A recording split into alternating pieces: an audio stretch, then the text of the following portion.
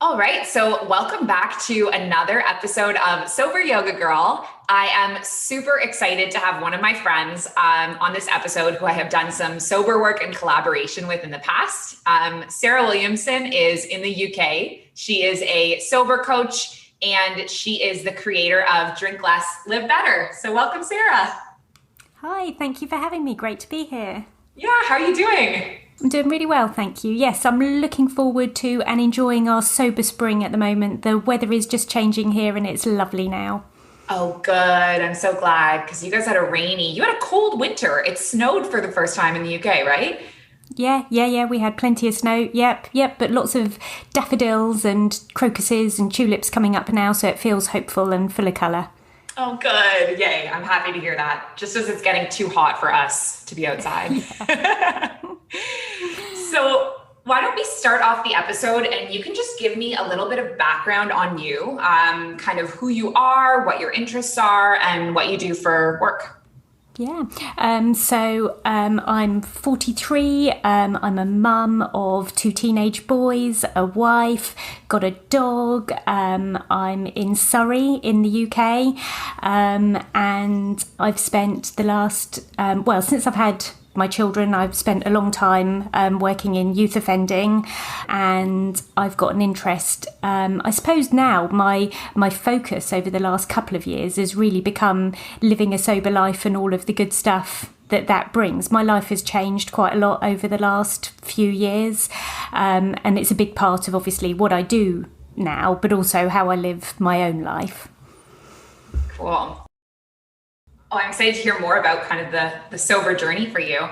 Let's start off with just kind of telling me a bit about when you started drinking and what aspects of life in the UK kind of influenced your drinking habits. Yep, I grew up in a really small village where there wasn't a lot going on. I probably started drinking in quite a typical British way, or certainly the group of friends that I hung out with, we probably weren't that different to a lot of people in my secondary school.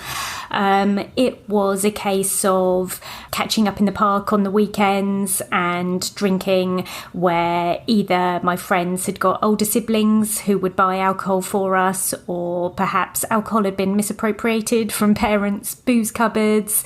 And certainly it was a village where the only other buildings in the village apart from a school and a church were two pubs. So I had a job in a pub from probably when I was about 14. Quite a few of my friends were older than me, so they were drinking in the pub from an age where I was younger than them, but would hang out with them in the pub, and I would pretend to drink Coke but really be drinking something else, and they'd be buying me other drinks. And certainly the laws were not as tight as they are now, so there was no problem with 14-year-olds hanging out in the pub, well, particularly because I worked there at that point in time, and it's certainly not like that anymore. My drinking when I left home and started university certainly escalated considerably. It was that opportunity to hang out in the student union that you socialised, you made friends by drinking a lot. I don't really remember. I know there were social activities that didn't involve alcohol, but certainly alcohol was a massive part of the socialising, getting to know new people and using it as a confidence booster. That Dutch courage thing that I certainly, looking back, know that I never could have considered going out on a university night out and drinking soft drinks. None of my friends would have ever have done that. It would have been, I think, questioned, if as to whether you were on antibiotics or had something wrong with you if you weren't drinking. So I started off at university in London, and then I moved down to university in Devon, and they were very similar cultures. Exeter's another big city, and again, lots of a big student culture, drinking culture there. And then I moved back again and started work in London. And my job in London there was a whole bunch of us all in our early 20s, all working the kind of job where you would traditionally have said that you work hard and play hard, and actually play hard was a euphemism for drink hard. And so we worked really long hours, and then we went out and spent a lot of even more time together, but that time was focused around drinking. And certainly, you know, that was a time in my life where I felt pretty invincible and was able to be out until whatever time in the morning, get the night bus home, have a shower, change, and come back into work and manage to function at work just fine the next day. And it's the kind of thing I look back on now and think, yeah, that could never possibly happen now. But, you know, when you're in your 20s, that was what I could do then. And it was what my friends were doing. You know, we all gave each other the permission and the power to do exactly the same. And then I met my lovely husband, and in fact, life really changed. After that point, we moved in together and got married. And so my drinking really de-escalated at that point, but still we enjoyed drinking together at the weekends and going out with friends. And the going out was more dinner parties or nights in the pub with friends or restaurants. So a different scale of drinking, a different level of drinking, but it was still certainly a big part of what we did.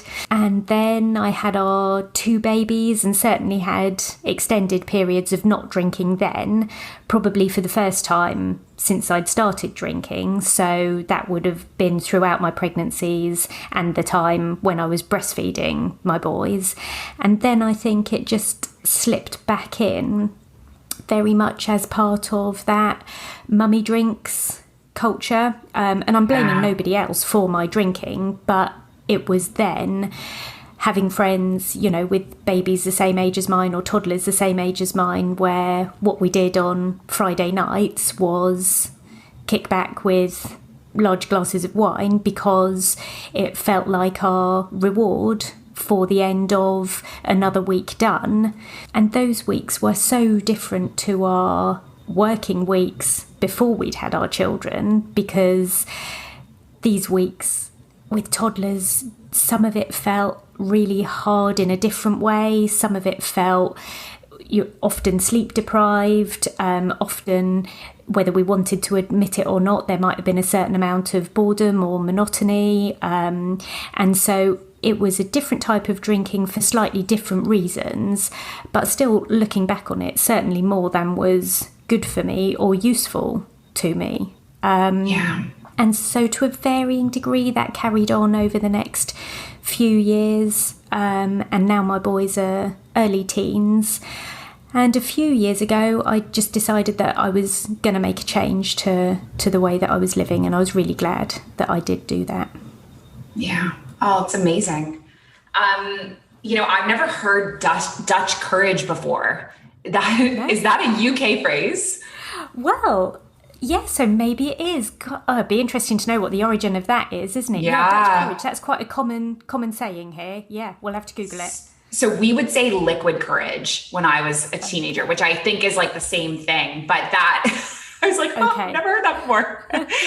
So it sounds like you kind of went through like the almost, like, I don't want to say normal drinking, but like the way our culture, you know, encourages drinking, like the mommy wine culture. You know, I've heard lots about that. I'm not a mother myself, but you even see it in the, you know, the wine glasses that say like mommy's sippy cup or whatever. And that was definitely a thing in North America. And I didn't realize that it was like, you know, global as well.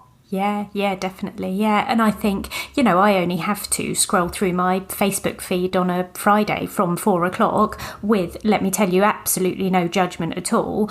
But, you know, at that time on a Friday, you scroll through and that is all of those memes of, you know, the point at which, you know, I need a glass of wine, and people absolutely using that as a tool at that point in their week. Like I say, no judgment at all, because that absolutely was what I was doing. But I was doing it because I hadn't considered the fact that there might have been an alternative way at that point. That was the way that my brain was working at that time. And at that time, I didn't have any problem with it. It was what I thought was working for me. Right. Absolutely. And then it just hits a point where it's like, it's not anymore. Definitely. Yeah. So let's talk about that. What was the point that made you want to quit? So I definitely didn't have any kind of rock bottom. And I think that whole rock bottom thing is such an interesting concept. There's a book I've just read, actually. It's Bryony Gordon. Her Glorious Rock Bottom is a fabulous read. And that idea that when you hit a really, really low point, then you've got something to really push up from. And this is the point, your foundation, if you like, from rebuilding what you want to do going forward. And I never had that. I would describe what I had as a series of small realizations. And those realizations definitely came in the form of hideous hangovers, or walking home and bouncing off a hedge, or waking up with an unexplained bruise, or smashing a glass when I was washing up at night, or, lots of what I would describe as small things, nothing that was particularly significant. But as all of those things added up together, I became more and more uncomfortable with what I was doing. And I remember waking up many, many times where I would say, right, never again, but I would never actually mean never again. Never again only meant until the next time. And definitely did that, WhatsApp text exchange friend message thing with friends that I'd been out with the night before, where we would all be waking up in the morning and telling each other how dreadful we felt, not doing that again, and not going there again and whatever. And then I think it just happened for me one more time that felt like the straw that broke the camel's back. And that was the time when I went, no, I did say never again, and I really mean never again. So I used a tool for probably about 6 months or so, where I decided I was going to be a different person when I went out with a particular group of girlfriends. And we used to either do a big night out in a pub, or we would get together round at each other's houses, generally on a Friday night, probably about once a month or so, in a big style way. When I say big style, I mean drinking a massive amount way. And we would get together, head down to the pub, and I used this tool for a while of saying to myself, clearly otherwise they'd have thought I was a little bit strange, I am the person who drinks 2 glasses of wine in the pub. And I use that as my mantra, walking down to the pub. I am the person who drinks 2 glasses of wine in the pub. I am the person who drinks 2 glasses of wine in the pub.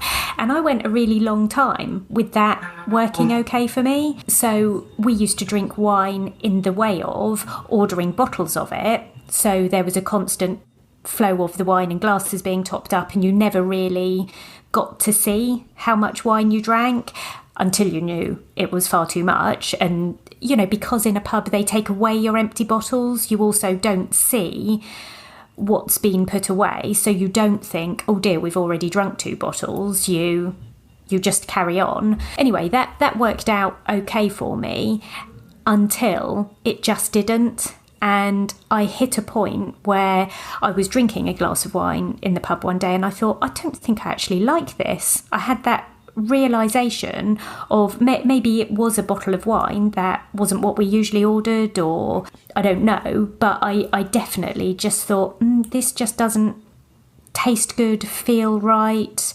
And I was then on a Zoom call with some people who were in a course that I was doing at the time, and we were talking about the changes that we wanted to make in our life. And this would have been in October 2019. I said, I've got a really big goal. It's coming in the future, and it's going to be in 2020. So I'm just kind of getting ready for it now. I've got just over 3 months to prepare myself and get my head in the game, and then I'm going to go with it. And they were saying, what's your goal? What's your goal? And I said, no, I can't tell you what the goal is. I'm still just getting it ready in my head. And other people were declaring what their goals were for now. We weren't talking about a 2020 goal in general, and it was different goals around lifestyle, well-being, nutrition, exercise, various things. And then they came back and they went like, Sarah, can't you tell us what? No, I cannot say what it is. I'll tell you when I'm ready, but it's not now. And they like left me alone for a little bit. And then someone else said, oh, come on, this is killing us. What is your goal? And I said, I'm really, really scared. If I say it out loud, then I'm going to have to do it. And my fear was, by speaking it, I was going to really have to put the wheels in motion, and I did not know whether I would be able to do it. So I got ground down and I said, okay, my goal is that I'm not going to have an alcoholic drink in 2020.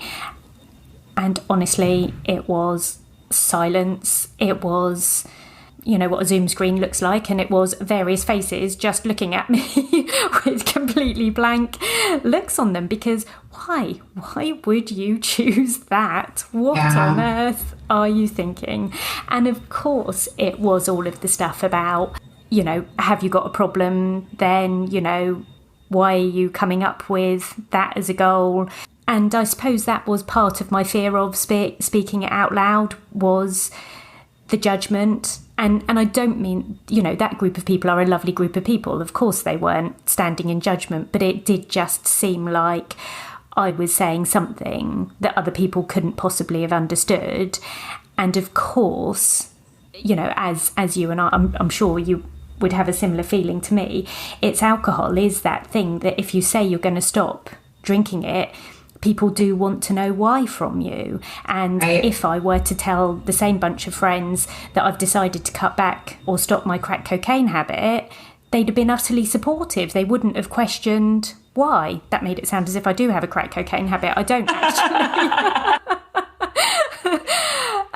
But nobody would question that as a bad thing, whereas you say you're going to stop drinking and people really want to dig down sometimes and find out why. So once I had spoken it out loud, whilst it terrified me in that moment, it was so good to get it off my chest.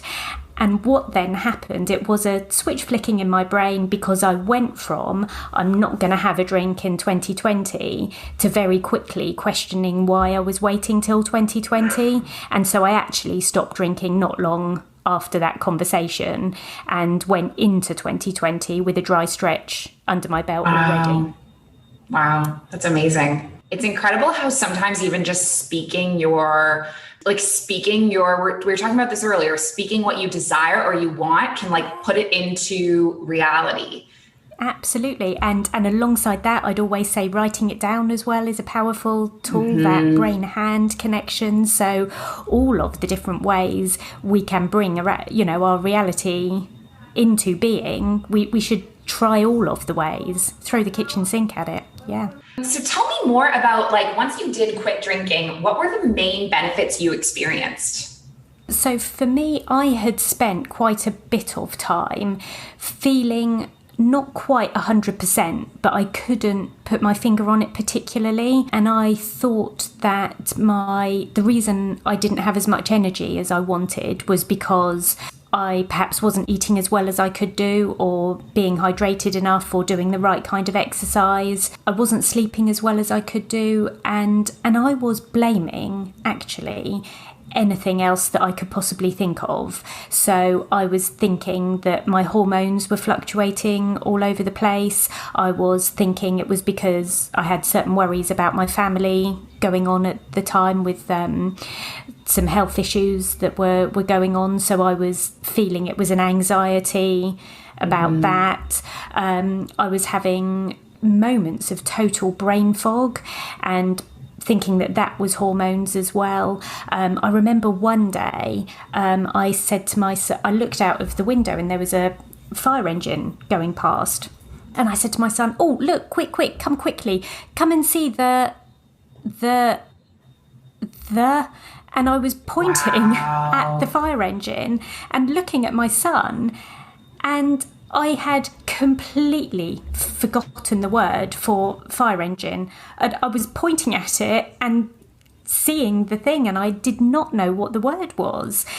And I had this horrible, my body ran a bit cold in that moment, and I thought, well, that is it. I've got Alzheimer's or dementia, or clearly something is going horribly wrong in my brain, and definitely catastrophizing all of these other things, and thinking that there was something that was wrong with me. And interestingly, when I stopped drinking, all of those things went away, all of them. So I suddenly started sleeping so much better, and the stuff that I thought had been a symptom of fluctuating hormones wasn't at all anything to do with that. My brain, where I definitely was feeling like I was struggling with my memory over certain things, all gone away. And it was one simple thing. And I just find that in itself so interesting, because I could have gone down a route that was all about, I did have a conversation with my doctor about my worry about what was going on in my brain, and she is supportive and wonderful and would never be dismissive, but she was very reassuring. But of course, one of the things that she didn't say to me was, why don't you consider drinking a bit less? Because we don't say that to people as a recommendation for their health and well-being. We're more likely to say, how about eating a bit better? How about making sure you're hydrated? How about doing some exercise? When would you ever expect your doctor to tell you, why don't you just knock the wine habit on the head for a while and see how that feels? That's just not what we're programmed to hear in the UK. So anyway, it was a really positive. The benefits were, they came, some of them came quickly, and some of them came over a slightly longer period of time. And, when you were describing that, I just got shivers, because I had this thought of like, I've done 15 episodes now of this podcast, and everyone seems to have had, a different thing going on with them, whether it's their sleep, whether it's their blood pressure, whether for me it was like my mental health, and hearing so many of these different things all just being tied to this one factor. It's almost unbelievable. You're like, how is it that we haven't figured this out yet? Yeah, absolutely. Yeah.